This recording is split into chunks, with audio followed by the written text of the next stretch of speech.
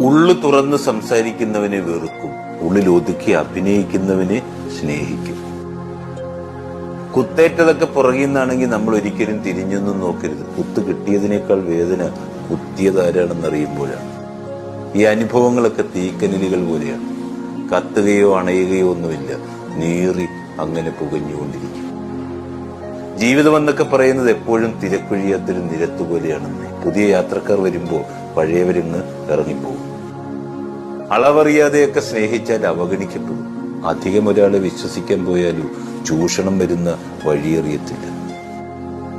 അറുതിയില്ലാതെ സഹായിച്ചാലും മുതലെടുക്കുന്നത് തന്നെ മിച്ചം. പിരിഞ്ഞു പോയവരോടും ഒറ്റപ്പെടുത്തി അകന്നു പോയവരോടും പരിഭവമോ പരാതിയോ ഒന്നും വേണ്ടെന്നേ. ജനിക്കുന്നതും വളരുന്നതും മരിക്കുന്നതും ഒക്കെ എപ്പോഴും നമ്മൾ ഒറ്റയ്ക്കല്ലേ. പിന്നെ ആരൊക്കെയോ അതിനിടയ്ക്ക് കൂടെ കൂടുന്നുവെന്ന് മാത്രം.